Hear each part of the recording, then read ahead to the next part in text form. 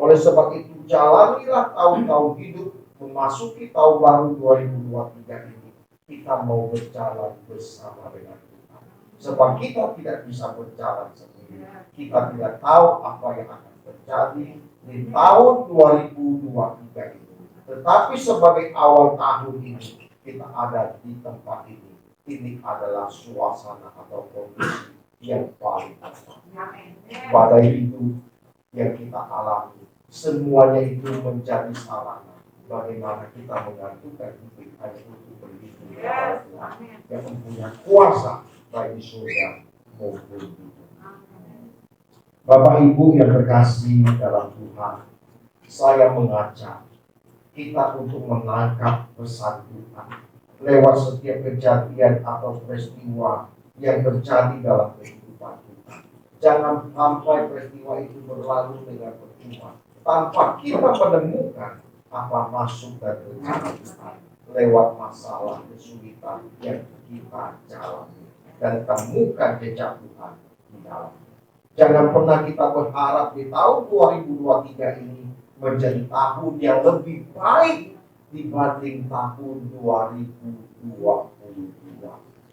Untuk membahas mengenai masalah ini, Bapak Ibu, kita akan membahas berdasarkan apa yang telah disampaikan oleh Alkitab sebagai firman Allah yang hidup, yang diam dan amin. Langit bumi ini akan lenyap, tetapi firman Tuhan satu titik pun tidak akan ditiadakan. Oleh sebab itu, Bapak Ibu, saya akan mengawali pemberitaan firman Tuhan ini. Kita akan membuka Alkitab di dalam 2 Timotius 3 ayat pertama sampai ayat yang kelima. 2 Timotius 3 ayat pertama sampai ayat yang kelima, demikian firman Tuhan. Ketahuilah bahwa pada hari-hari terakhir akan datang masa yang sukar. Manusia akan mencintai dirinya sendiri dan menjadi hamba uang. Mereka akan memual dan menyombongkan diri. Mereka akan menjadi pemfitnah. Mereka akan memberontak terhadap orang tua dan tidak tahu berterima kasih, tidak mempedulikan agama, tidak tahu mengasihi, tidak mau berdamai, suka menjelekkan orang lain, tidak dapat mengekang diri, garang, tidak suka yang baik, suka mengkhianat, tidak berpikir panjang, berlagak tahu, lebih menuruti hawa nafsu daripada menuruti Allah. Secara lahiriah, perhatikan, mereka menjalankan ibadah mereka, tetapi pada hakikatnya mereka itu memungkiri kekuatannya. Jauhilah mereka itu. Alkitab sudah memberikan nasihat dan pesan kepada pembacanya pada waktu di mana Rasul Paulus menulis firman Tuhan ini menjadi nasihat kepada muridnya yang bernama Timotius, bahwa nanti di akhir zaman ini akan terjadi masa yang sukar. Jadi setiap kali kita ganti tahun, jangan berharap tahun baru yang kita jalani akan lebih baik dibanding tahun sebelumnya. Kalau kita memperhatikan jejak perjalanan sejarah dunia ini, kita akan melihat rupanya keadaan dunia ini justru tidak akan bertambah baik. Karena Alkitab tidak mungkin tidak mengenapi apa yang telah dinubuatkan.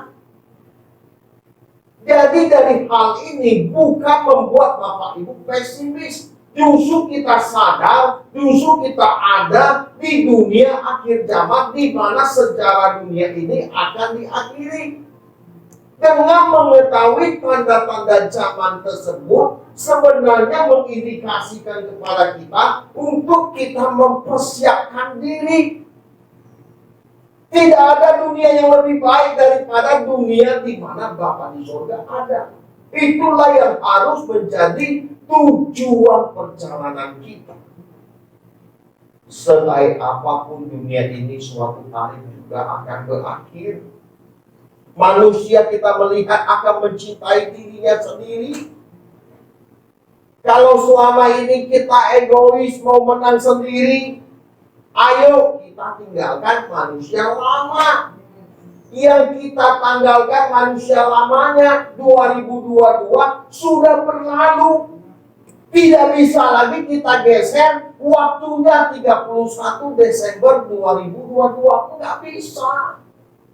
Mau dengan cara bagaimanapun digeser nggak bisa. Walaupun Bapak Ibu kalendernya tidak disobek menunjukkan 31 Desember 2022, tetap hari-hari hidup akan berjalan. Hari ini kita sudah memasuki tahun baru 1 Januari 2023. Dan kalau kita ada hari ini Bapak Ibu, itu semua karena kasih anugerah. Karena anugerah Tuhan. Belum tentu orang bisa memasuki tahun 2023 itu. Seorang Paus Benediktus yang kita ketahui meninggal dunia dalam usia 95 tahun.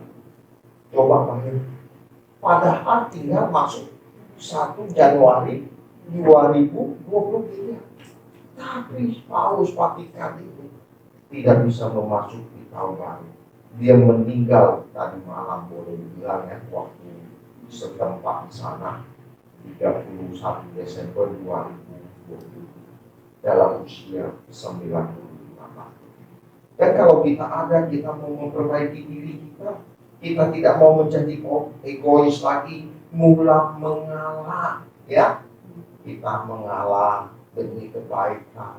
Kita menjadi keluarga besar di GSKI Permata ini. Kita menjadi permatanya Tuhan, bukan permata siapa-siapa, permata bagi kerajaan surga. Dan kalau orang melihat kita, mereka melihat ada cahaya kemuliaan. Ya, 2023 ini harus diawali bahwa kita mau menjadi terang, mau menjadi berkat. Manusia lama kita itu sudah berlalu. Jangan lagi kita hidupi manusia lama kita yang sudah kita tanggalkan. Sudah saatnya kita hidup sebagai manusia baru, ciptaan baru di dalam Tuhan. Percuma kita merayakan tahun baru dari tahun ke tahun, tetapi manusia lama tetap kita bawa, tetap kita sertakan. Tapi kalau kita mau merayakan tahun baru, kita harus menjadi ciptaan baru dengan nuansa baru, dengan kasih yang baru bersama dengan Tuhan. Dikatakan lagi, manusia akan mencintai diri sendiri dan menjadi hamba Tuhan. Waduh Bapak Ibu, dari dulu, dari zaman nenek moyang kita sampai hari ini, tetap uang menjadi hal yang sangat penting dalam kehidupan manusia. Tentu tidak salah uang itu, tetapi jangan sampai uang itu menjadi hasrat atau tujuan kita untuk menghalalkan segala cara untuk mencapai uang. Tetapi uang itu harus menjadi sarana kita, menjadi topangan bagaimana kita bisa melayani Tuhan dengan efektif. Makanya Bapak Ibu harus diberkati di tahun 2023 ini supaya kita efektif bagi kemuliaan Tuhan. Bukan berarti kita kaya, kita memperkaya diri dan kita menikmati kesenangan dunia tanpa kehadiran Tuhan. Itu yang jadi masalah. Uang itu penting. Kalau tidak ada uang, bagaimana? Gereja ini tidak akan peduli. AC-nya itu listrik, kan bayarnya pakai uang, bukan pakai doa, Bapak Ibu, ya kan? Gitu. Bapak Ibu hadir di sini memberikan persembahan bukan untuk siapa-siapa, demi kelangsungan gereja ini, supaya gereja GSKI Permata ini tetap hadir menjadi berkat di tengah dunia yang semakin gelap. Justru persembahan Bapak Ibu itu menjadi sesuatu yang berguna bagi kerajaan surga. Untuk itu dulu pekerjaan Tuhan yang saat ini dengan apa yang kita miliki. Kerjakan segala sesuatu hanya untuk kemuliaan Tuhan. Makanya Tuhan berkata, jika engkau makan, jika engkau minum, jika engkau melakukan segala sesuatu, lakukan untuk kemuliaan Allah. Ya, pada kesempatan ini kita tidak boleh jadi hamba uang, tapi kita harus jadi hamba Allah, hamba Tuhan. Ya, kalau sebagai hamba Tuhan, sebagai hamba Allah, tentu keberadaan kita harus rendah. Ya, semakin dipakai Tuhan, semakin rendah. Ya, semakin dipakai Tuhan, semakin rendah. Kita berkata, Tuhan, tanpa Engkau, aku bukan siapa-siapa. Dan tanpa Engkau, aku tidak bisa berbuat apa-apa. Aku ada sebagaimana aku ada hari ini, hanya karena berkat anugerah Tuhan semata-mata. Untuk itu kita mau melibatkan Tuhan dalam segala perkara, melewati 2023 ini. Makanya tema khotbah ini bisa dilewati. Tidak kebetulan tema ini muncul ketika perayaan Natal 25 Desember. Kira-kira mau disampaikan apa? Bisa dilewati waktu Tuhan. Tadi contoh konkret itu adalah hujan badai. Ini kan hujan seharian loh. Dari subuh tadi udah berhenti hujan lagi, berhenti hujan lagi. Tapi saya hebat, Bapak Ibu nekat datang ke sini. Nekat ke sini. Ternyata Bapak Ibu bisa melewati badai. Ya kan? Begitu juga dengan persoalan hidup yang kita alami. Kalau kita berani melangkah bersama dengan Tuhan, pasti bisa dilewati. Tidak ada masalah yang lebih besar daripada Tuhan yang menyertai kita. Makanya kalau hujan saja Bapak Ibu tidak hadir, berarti jadi Kristen kambing. Benar, kambing itu kan takutnya sama air hujan, ngumpet dia. Berarti Bapak Ibu adalah domba. Iya, tadi hujannya saya datang, waduh, gimana ini ibadah? Udah lewat waktunya, belum dimulai juga, manusianya sedikit. Wah Tuhan, udahlah aku nggak terpengaruh. Tetap aku akan melayani semaksimal. Karena 1, 2, 3 orang yang hadir, Tuhan hadir. Apalagi Bapak Ibu bisa 30 orang lebih, 40 orang ini. Wah luar biasa. Berarti Bapak Ibu sudah belajar bisa dilewati. Ya kan? Kalau hujan aja Bapak Ibu bisa melangkah, bisa dilewati, berarti nanti persoalan-persoalan yang akan datang yang kita alami bisa dilewati bersama dengan Tuhan. Itulah yang menjadi kebahagiaan kita, menjadi sukacita kita. Kita tidak bisa berjalan tanpa Tuhan, sebab Tuhan adalah gembala yang baik. Dia berjalan di depan kita.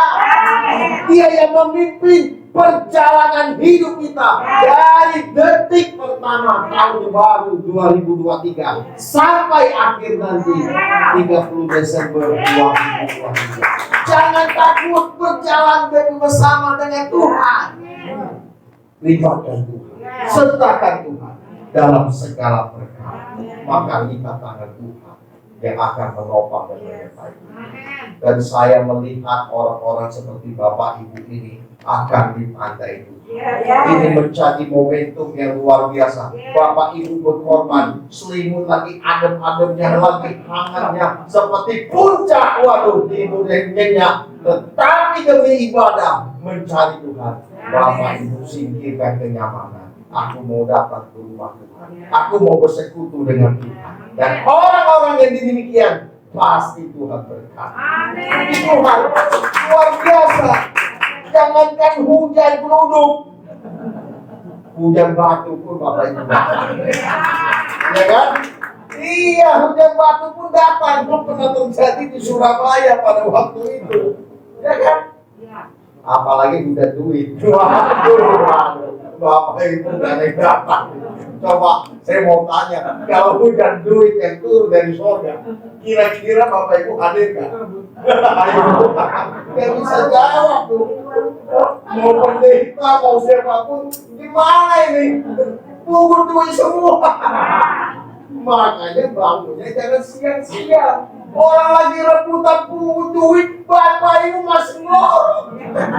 Enggak kebagian Bagian cuma sisa kok. Wah, dapat cepecing doang. Orang dapat gocap tel. Ini dapat 500 juta. Ini dapat 1 miliar. Karena pagi-pagi subuh dia udah pungut. Bapak ini masih ngomong. Orang lagi heboh. Ini lihat satu. Di atas pohon lagi. Dia naik apa? Cuma tinggal cepecing. Satu-satunya bangun dan jam siang. Kalau bapak itu kan lumayan. Udah dapat 50 juta, 100 juta, 200 juta. Karena dari pagi udah bangun. Waduh, sampai pinggang sakit, endoknya sembuh. Gara-gara duit. Datang ke kira-kira. Mau saya datangi bahaya. Waduh, ini bahaya kan? Nah ini, mamon ini bahaya. Mamon ini bahaya. Bisa menggeser posisi Tuhan. Kalau kita tidak hati-hati, bedanya tipis, enggak kelihatan, tapi makmur, ya kan? Berapa banyak rumah tangga yang ribut karena mamon? Pak, uang sekolah belum bayar. Udah doa, makan dulu. Ada ibu-ibu yang begini di sini bertobat ya. 2022 udah berlalu, ya. Jangan lagi. Doa benar. Nantikan pertolongan Tuhan. Jangan bekerja dengan rasio. Percaya Tuhan sanggup menyediakan apapun yang kita butuhkan, asal kita hidup berjalan mengandalkan Dia. Waduh, kalau saya bahas terus, mereka akan membual, menyombongkan diri, mereka akan menjadi pemfitnah, memberontak terhadap orang tua, tidak tahu berterima kasih, tidak mempedulikan agama, tidak tahu mengasihi, tidak mau berdamai, suka menjelekkan orang, tidak dapat mengekang diri, garang, tidak suka yang baik, suka berkhianat, tidak berpikir panjang, belagak tahu, lebih menuruti hawa nafsu daripada menuruti Allah. Nah, kita ingatkan, secara lahiriah, kalau ada orang-orang yang tadi saya sebutkan, mereka hadir memang di gereja, beribadah seperti kita. Haleluya, haleluya. Begitu keluar dari haleluya, haleluya, firmannya masuk sini, keluarnya ke sini. Firman masuk kuping sebelah kanan, turun ke hati, naik ke pikiran. Kita lakukan lewat tindakan. Jangan masuk kanan, keluarnya ke kiri. Nggak ada ya. Kalau supaya keluar dipampet. Jadi ketika dengar firman Tuhan pagi ini, kuping yang sebelah kiri ditutup supaya jangan sampai dikebuka masuk ke hati. Ini cuma sebagai ini aja ya, intermezzo. Jadi Bapak Ibu, kalau kita dengar firman, kita harus menjadi pelaku. Secara lahiriah mereka menjalankan ibadah mereka, tetapi pada hakikatnya mereka memungkiri kekuatannya. Jauhilah mereka itu. Jangan lagi bergaul dengan orang-orang yang demikian ya. Kita pisahkan diri. Tukang gosip, dah, jangan stop gosip. Ya, jangan bicara gosip lagi. Kita nggak tahu kebenarannya, nggak tahu realisasinya, tapi kita nambah-nambahin. Ada pepatah orang kemudian berkata, kalau kita nitip duit itu bisa kurang, benar nggak? Nih nitip duit nih, lu ada hitungnya salah kali. Benar, pada ditilik 200.000, dititip caktiau, akhirnya dibalikin tinggal 9,8. Bisa kurang kalau kita titip duit. Lu kali bang yang salah kali, gua nggak cek benar tadi cepet caktiau, gua jadi 9,8. Dia gua malah tahu. Gua nggak ngapa-ngapain tuh, lu lihat karetnya aja masih utuh, ya kan? Karetnya aja masih posisinya sama loh. Nah itu titip duit aja bisa hilang 2 lembar. Apalagi Bapak Ibu titip omongan, ya kan? Cuma sampainya 20 kata sama ibu ini bisa jadi 200 kata.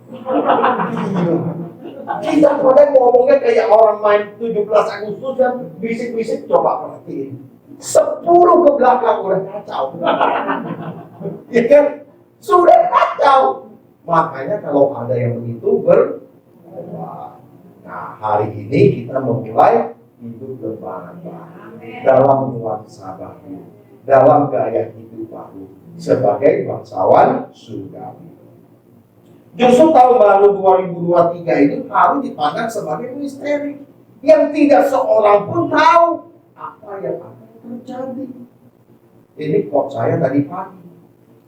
Semua yang terjadi dalam hidup ini, kita harus mempercayai bahwa semuanya dalam kontrol Tuhan, dalam monitor Tuhan secara sempurna. CCTV Tuhan, coba bayangkan, segede cakrawala, enggak ada yang luput dari pengawasan Tuhan. Apalagi kita orang yang berkenan Tuhan tuh. Anaknya rajin beribadah, baca Alkitab, suka mengalah, mengasihi. Waduh, Tuhan senang dengan orang begini. Malaikat dia punya masalah, angkat masalah. Bisa, supaya dia bisa melayani aku dengan efektif. Malaikat kontrakannya mau habis, kirim duit. Supaya dia bisa menyanyi di gereja, dengan riang. Dia bisa menjadi saksi, menjadi berkat. Bisa. Kalau Bapak Ibu melayani aja nggak mau, udah gitu pelit lagi. Udah, kata Tuhan, aku juga bingung. Ngomongnya dari mana? Melayani nggak mau, bangunnya siang, tukang gosip. Malaikat bingung. Aku mau berkati ini orang, tapi bagaimana caranya? Kalau Bapak Ibu mau diberkati, senangkan hati Tuhan. Kalau kita punya anak aja nih, benar nggak? Anak kita menyenangkan kita. Waduh, kita diam-diam beli sesuatu yang menyenangkan anak kita. Kita tahu dia kepengen misalnya motor. Sudah lama dia kepengen motor. Dia teman-temannya naik motor, dia curi-curi, dia pinjam motor temannya. Papanya tahu, mamanya tahu, tapi belagak bego. Dia kan? Tapi begitu hari ulang tahun, kasih ke dia, dikasih amplop, dimasuki ke kertas koran, dilecek pakai bus, gede dibuka lagi, kado lagi, dibuka lagi, kado lagi, dibuka lagi, kado. Tinggal gantungan kunci. Wah, nangis dia. Benar nggak? Kita sebagai orang tua aja bisa memperlakukan anak kita demikian. Apalagi Bapak di surga. Waduh, kalau Bapak Ibu mau diberkati oleh Tuhan, waduh, kita harus hidup berkat. Sebab tidak mungkin orang yang disertai atau diberkati Tuhan hidupnya berjaya. Biarlah melalui tahun baru 2023 ini kita mau menjadi orang-orang yang efektif bagi kemuliaan. Percayalah ya, semua yang terjadi dalam hidup ini pasti dalam kontrol Tuhan yang maha bijaksana dan sempurna.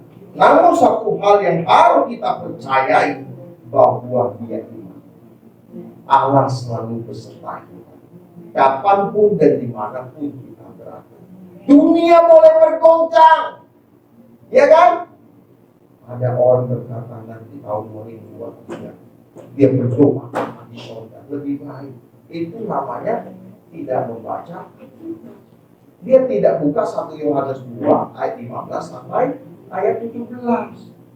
Ya kan, dunia ini sedang lenyap dengan segala keinginannya. Tetapi orang yang melakukan kehendak Bapa hidup selama-lamanya. Makanya kita harus cerdas menjadi umat Tuhan. Pilihlah pembicara-pembicara yang mengarahkan kita untuk mencintai dan mengasihi Tuhan. Jangan pembicara yang pokoknya menyenangkan kuping, yang tidak membawa kita kepada kebenaran. Itu bukan pembicara dari Tuhan, itu adalah seorang motivator. Sebagai seorang pembicara Tuhan itu kita menjadi juru bicaranya Tuhan, jubirnya Tuhan. Makanya seorang jubir Tuhan itu kalau dia berbicara bukan asal bicara. Dia sudah berjalan dengan sang jubir tersebut bersama majikan agungnya setiap waktu, setiap hari. Sehingga Tuhan bisa mengimplementasikan kehendaknya, firman-Nya kepada jubir tersebut. Dan saya berdoa GGSKI Permata ini Tuhan hadirkan di tempat ini menjadi terang, menjadi berkat bagi banyak orang. Dan masing-masing aktivis pengurus dari gembala, jemaat, pendeta Adi Arif bersama seluruh staf penata layanan kita bergandengan tangan untuk menyembah misi Bapa. Bagaimana kita mempersiapkan setiap manusia menjadi pewaris kerajaan, sehingga suatu hari kelak kita menjadi anggota keluarga kerajaan surga. Kiranya Bapak Ibu melalui penghayatan bahwa Tuhan menyertai kita dalam setiap langkah kehidupan kita, kita akan diteguhkan, kita akan dikuatkan menghadapi segala keadaan. Sehingga pada akhirnya tema khotbah ini semuanya bisa dilewati. Amin. Masuk dari pernyataan semua bisa dilewati, antara lain, satu, catat baik-baik. Kalau kita bisa melewati semua masalah, satu yang harus kita goreskan dalam jiwa kita, yang pertama, satu, kita harus memiliki rasa cukup. Nah, untuk itu saya bacakan 1 Timotius 6 ayat 6 sampai 10. Memang ibadah itu kalau disertai rasa cukup memberikan keuntungan yang besar. Sebab kita tidak membawa sesuatu apa ke dalam dunia, dan kita pun tidak dapat membawa apa-apa keluar. Ayat 8. Asal ada makanan dan pakaian cukupnya. Tetapi orang yang ingin kaya terjatuh ke dalam pencobaan, ke dalam jerat, dan ke dalam berbagai-bagai nafsu yang hampa dan yang mencelakakan, yang menenggelamkan manusia ke dalam keruntuhan dan kebinasaan. Ayat 10. Karena akar segala kejahatan ialah cinta uang. Sebab oleh memburu uanglah beberapa orang telah menyimpang dari iman dan menyiksa dirinya dengan berbagai-bagai duka. Hal yang pertama, kalau kita ingin mengalami bisa dilewati bersama Tuhan sepanjang tahun 2023 ini, kita harus merasa cukup. Ibadah, dikatakan memang ibadah itu disertai rasa cukup memberikan keuntungan yang besar. Kita harus merasa cukup dengan apa yang ada pada kita hari ini. Kita bersyukur hanya karena kasih dan pertolongan Tuhan kita. Karena rasa cukup ini merupakan kata kunci. Itu ibaratnya kata pengaman yang memprotek diri kita. Kita merasa cukup. Kita punya rumah segede ini, ya udah kita syukuri. Anak kita kerja maksimal, terbangkan potensi, dan seterusnya. Nanti kalau Tuhan berkenan memberkati kita dengan rumah yang lebih besar, anak kita punya posisi, punya income lebih besar, bisa dapat tender, sehingga orang tuanya bisa diberikan rumah di Pondok Indah. Nggak ada yang mustahil, tapi punya rasa cukup dulu. Jangan lihat tetangga, jangan lihat rumput tetangga. Wah, kayaknya lebih hijau. Belum tentu, Bapak Ibu. Begitu Bapak Ibu masuk ke rumah tangga itu, wah, enggak seperti yang saya lihat. Itu seperti cuma bermain sandiwara. Ibarat film itu seperti sinetron. Benar gak? Sutradaranya ngatur jalan, marah sedikit begini, harmonis begini. Padahal itu hanya sandiwara, kamuflase. Kita lihat aktor-aktor yang memerankan sinetron-sinetron. Wih, kelihatannya harmonis banget kan dalam peragaan sinetron tersebut. Tetapi realita kehidupan rumah tangganya tidak sedikit dari mereka yang bercerai. Ironis bukan? Makanya kita harus punya rasa cukup. Makanya Tuhan Yesus mengajarkan doa Bapa kami, berikanlah kami pada hari ini makanan kami yang secukupnya. Matius 6 ayat 11, bukan sebakul. Bapak Ibu kalau sebakul ya bergerak, nggak bisa datang ibadah. Cukup sepiring. Kalau kurang ya nambah 2 piring. Jangan 1 bakul, wah supaya saya dimakan semua. Akhirnya, aduh, aku sakit. Kenapa? itu ngasih sepatu ya di sini ya, salah sendiri. Kan mestinya cukup sepiring atau 2 piring, jangan sepatu. Kita harus punya rasa cukup ya Bapak Ibu. Bersyukur. Jangan mengingini milik orang lain. Itu kan firman Tuhan.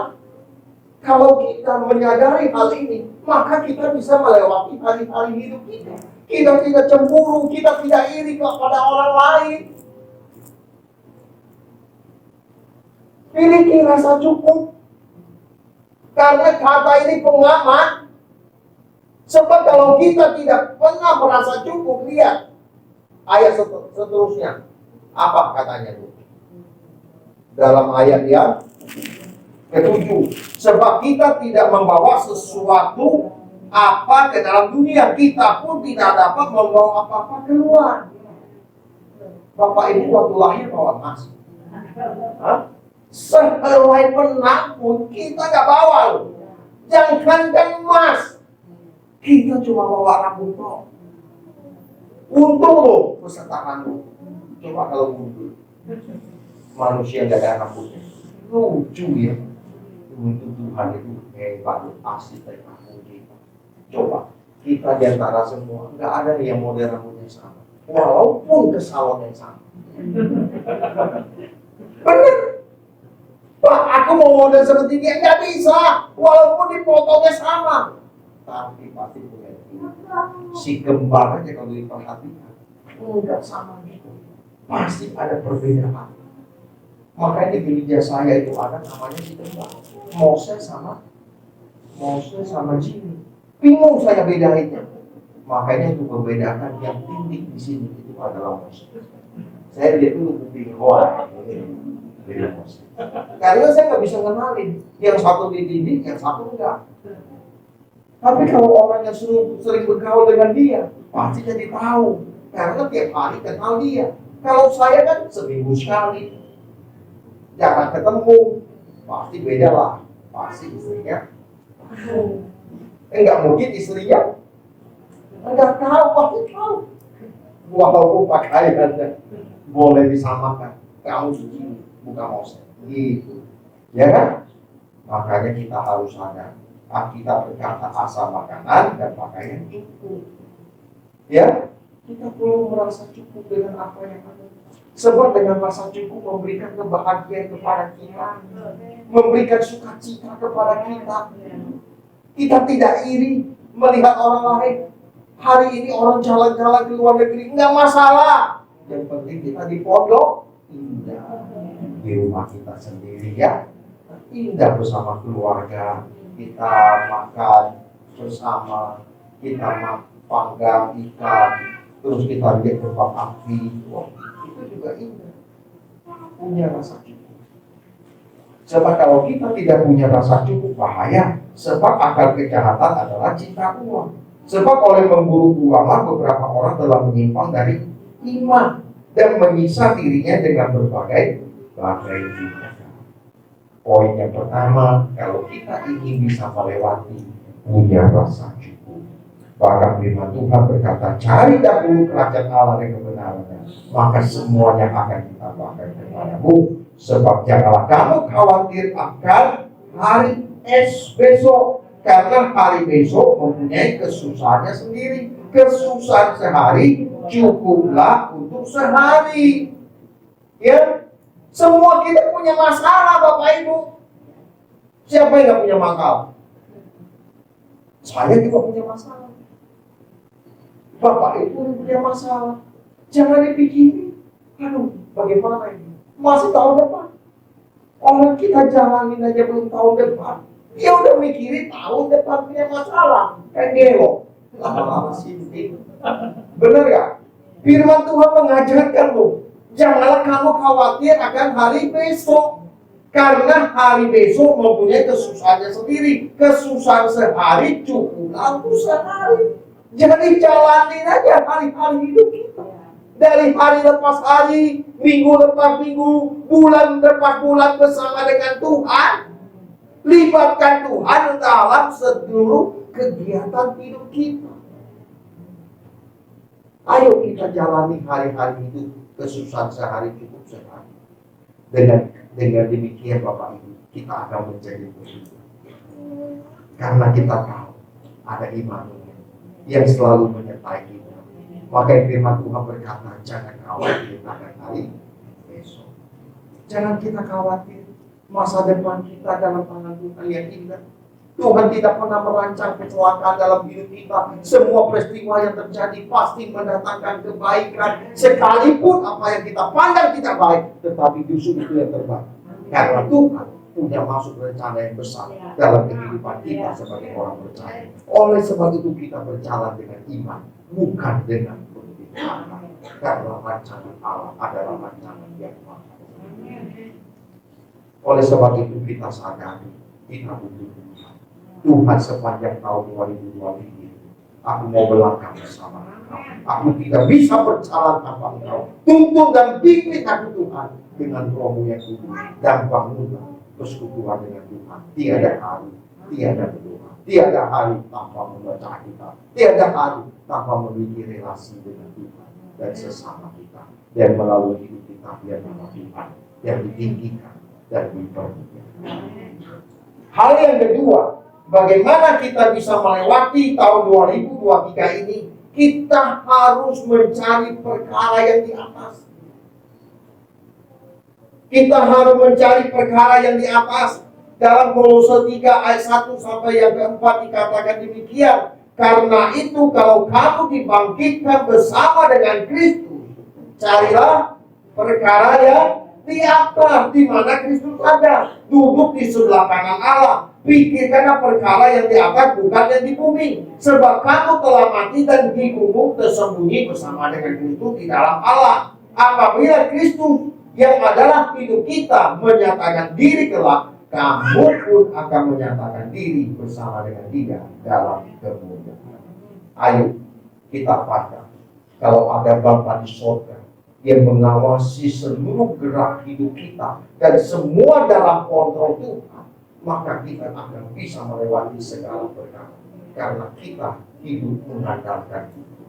Kita tidak bisa berjalan tanpa Tuhan. Tuhan yang menjadi kekuatan dan perisai. Gunung batu pertolongan kita, tempat pertahanan kita adalah Tuhan sendiri. Maka itu hati kita harus bertambah kepada Tuhan Bapa Ibu. Sekalipun hari ini kita ada di bumi ini, tetapi jangkauan pandang kita, jangkauan berpikir kita harus kita arahkan ke rumah Bapa di surga. Itu yang menjadi kekuatan kita. Kita tidak mampu berjalan di tengah dunia yang gelap, tetapi kalau Roh Kudus menyertai kita, kita akan dipimpin dan dituntun oleh Tuhan dari setiap langkah kehidupan kita. Makanya firman Tuhan berkata, pikirkanlah perkara yang di atas, bukan yang di bumi. Jangan hati kita terhambat kepada masalah, persoalan, kesulitan yang kita alami. Justru iman kita bisa menjadi ciut, kita bisa menjadi lemah. Tuhan, berapa lama lagi Tuhan aku menderita seperti ini Tuhan. Aku sudah tidak kuat Tuhan. Jangan bersungguh-sungguh.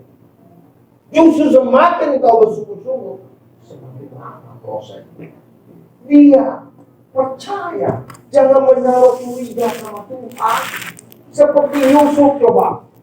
Yusuf tidak akan menjadi orang hebat kalau Tuhan tidak membawa dia dijual menjadi seorang budak. Tidak ada Yusuf menjadi pemimpin setelah Firaun kalau dia tidak diperlakukan tidak adil oleh saudara-saudaranya sendiri. Masa depan Yusuf habis. Dia menjadi seorang budak yang tidak punya masa depan sama sekali. Dan budak pada zaman itu harganya senilai seekor binatang. Tidak berharga. Tetapi lihat apa yang terjadi. Tuhan sanggup mengubah. Mereka mereka-rekakan yang jahat untuk Yusuf, Tuhan mengubahnya untuk kemuliaan. Karena Tuhan mempersiapkan Yusuf untuk memimpin Mesir, akan terjadi kelaparan selama 7 tahun. Sebelum masa kelaparan itu, Tuhan membidik Yusuf. Ini orang yang bisa saya andalkan. untuk menyiapkan misi penyelamatan manusia. Kalau sampai kelaparan itu datang dan tidak ada cadangan makan makanan, gandum dan seterusnya, bisa-bisa bukan cuma bangsa Israel, bangsa Mesir yang mati, tetapi bangsa Israel juga kena dampak atau akibat. Tuhan mempersiapkan Yusuf. Tapi memang proses penyelamatan, proses persiapan itu nggak enak. Nggak enak. Bukan jalan mudah. Coba Yusuf udah hidupnya benar, hidupnya saleh, taat sama orang tua, bahkan menjadi anak kesayangan Yakub. Tetapi Tuhan berkata, kalau dia tetap tinggal sama Yakub, dia tidak akan jadi manusia. Makanya Tuhan kasih masalah. Kasih masalah dijual, terpisah. Wah, ini menyakitkan. Sampai Yakub putus asa, lebih baik aku mati. Ya kan? Sampai kan saudaranya mereka bahwa Yusuf telah diterkam sama harimau, telah mati. Masa depan Yakub itu, waduh, anak mas saya, anak kesayangan saya. Waduh, angin meraung-raung sampai dia jubahnya dia berhabis, tidak makan dan tidak minum karena kepergian. Dia pikir Yusuf sudah meninggal, tetapi lewat rencana itu kita melihat tangan yang tidak kelihatan bagaimana menurut Yusuf. Yusuf dijual menjadi budak, dikerja di rumah Potifar. Alkitab berkata pada Kejadian 37, Allah menyertai Yusuf. Allah menyertai Yusuf. Allah tidak diam diri, dia bekerja. Dia menyertai Yusuf sehingga apa yang dikerjakan oleh Yusuf Tuhan jadikan berhasil. Tapi Tuhan nggak mau sampai di situ. Dia baru menjadi orang penting di rumah Potifar. Baru menjadi orang penting di Potifar, Tuhan mau bawa dia ke level yang lebih tinggi. Kalau ke level yang lebih tinggi, masalahnya lebih banyak. Tuhan tak peduli. Dia mau bawa Yusuf ke level yang lebih tinggi. Seluruh kerajaan Potifar diserahkan kepada Yusuf, kecuali istrinya sendiri. Ya kan? Nah, pencobaan. Ketika Yusuf naik di posisi yang tinggi, dia tidak lupa diri. Dia sadar siapa dirinya. Dia seorang budak yang Tuhan angkat sekarang menjadi orang hebat di rumah Potifar. Sampai Potifar berkata, semua ini dalam kuasamu kecuali istriku. Tapi istrinya itu ganjil. Memang cantik. Pasti seorang panglima punya istri cantik dong. Tidak mungkin boketek atau kampung. Pasti cantik. Dari dulu di situ wajib, aduh sumber harumnya itu Tuhan dia. Ya kan? Pasti Yusuf ini sering berhadapan dengan Potifar. Alkitab mencatatkan Yusuf dari hari ke hari digoda sama antenku. Yusuf itu elok palasnya, putih bersih. Ya jelas iyalah anak bangsawan. Iya kan? Jelas dia anak bangsawan. Yusuf ini jelas dia anak bangsawan. Wah, digoda-goda. Kejadian 37 sampai Yusuf mau bertobat. Gila juga ya, ada perempuan model begini ya. Sesuai dalam Kejadian 37 itu, si Potifar memandang Yusuf dengan birahi, bukan berani, birahi. Waduh, waduh, lagi viral itu ada mama sama mertua sama mantu ya. Cuma baca sepintas saya. Ya kan? Coba, itu kejadian. Akhirnya Yusuf difitnah. Akibatnya apa? Waduh, untung Tuhan masih melindungi. Makanya bisa dilewati. Yusuf bisa melewati masalah besar. Coba kalau sampai panglima Potifar emosi seperti yang lagi viral di dalam persidangan, dikeluarkan senjata, mati deh. Cerita Yusuf berakhir. Tetapi Tuhan menjaga Yusuf. Karena Yusuf adalah orang benar, orang kepercayaan untuk misi yang besar. Makanya Allah memprotek Yusuf, tidak sampai Potifar itu mengeluarkan pistolnya dan tembak Yusuf. Aduh, untung. Tapi akhirnya masuk penjara lagi, Bapak. Aduh Tuhan, bagaimana Aduh, aku udah sanggup. Aku sudah itu dalam caramu. Aku sudah membuat kebenaran. Aku sudah itu dalam kesucian. Aku difitnah. Aku dikhianati. Tapi Yusuf tidak bersungut-sungut. Yusuf mempercayai Allah. Dia mempercayai dia hidup dalam rancangan Allah. Makanya dia tidak bersungut-sungut sampai di dalam penjara. Dia juga dikhianati oleh juru siapa? Bingung kan? Antara juru roti sama juru minum. Hah? Bingung nih. Ayo juru siapa nih? Juru minum. Ya kan? Dia menafsirkan mimpinya. Kamu akan dikembalikan posisinya. Akhirnya benar. Tapi dia besar. Hingga ya aku ya. Tapi kalau kamu sampaikan kepada Firaun bahwa aku tidak bersalah dalam hal ini, aku difitnah. Lalu, juru minumnya lupa. Mending kalau lupa seminggu, 2 minggu masih penting. Berapa lama? 7 tahun. 7 tahun loh. Teraniaya dalam penjara. Bapak ibu di penjara sebulannya gua rasa udah mulai. Aku mulai hari ini aku benci. Aku marah sama Tuhan.